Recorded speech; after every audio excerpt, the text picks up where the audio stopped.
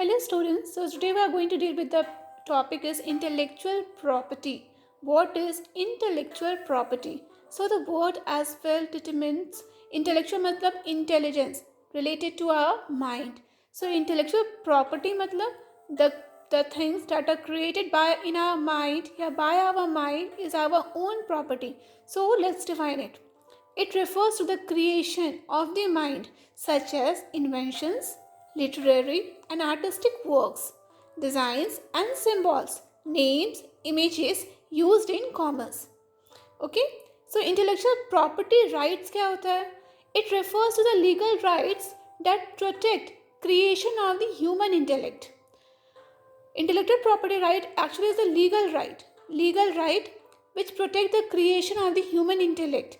It is a legal privileges granted to the inventor or creator to safeguard the intellectual work in the art, science or literature for a specified period of time. They usually give the creator an exclusive right to use their own or his or her creation for a certain period of time.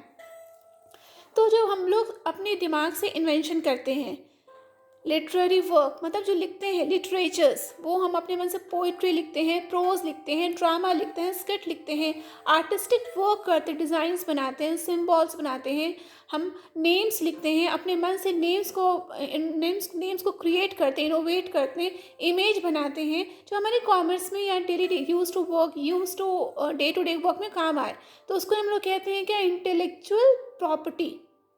ठीक है. और उसको intellectual property rights क्या होता है, वो जो हमारे दिमाग ने इन्वेंशंस किया, क्रिएशन किया, इनोवेशन किया, सिंबल्स ड्रॉ किए, डिज़ाइंस बनाई, नेम्स को इन्वेंट किया, वर्क्स लिटरेचर वर्क्स किया, प्रोज लिखा, पोइट्री लिखा, ड्रामा लिखा, उसको प्रोटेक्ट करने के लिए कि वो हमारा काम है तो हम उसे अपने तरीके से इस्तेमाल कर सकें, कोई और गैर कानूनी तरीके से वो हमारी चीज़ों का इस्तेमाल ना कर सके.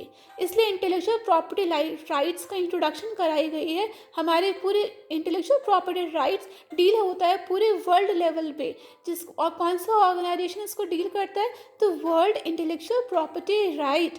यही हमें हमारे इंटेलेक्चुअल प्रॉपर्टी राइट्स को कवर करती है. वो हमें बताती है, वो हमें प्रोटेक्शन देती है कि हम हमारे इन्वेंशंस को, हमारे क्रिएशन को अपने फ़ायदे के लिए या फिर कमर्शियल पर्पस के लिए यूज़ कर सकें और उसका कोई गैर कानूनी इस्तेमाल दूसरा कोई ना कर सके.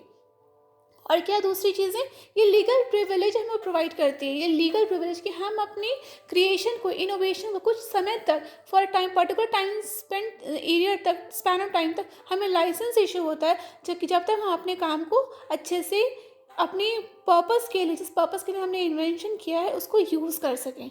और फिर एक पर्टिकुलर टाइम टेन्योर के बाद हमें अपने लाइसेंस को फिर रिन्यू कराना होता है.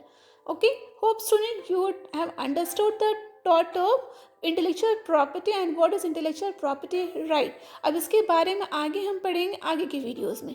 Thank you students.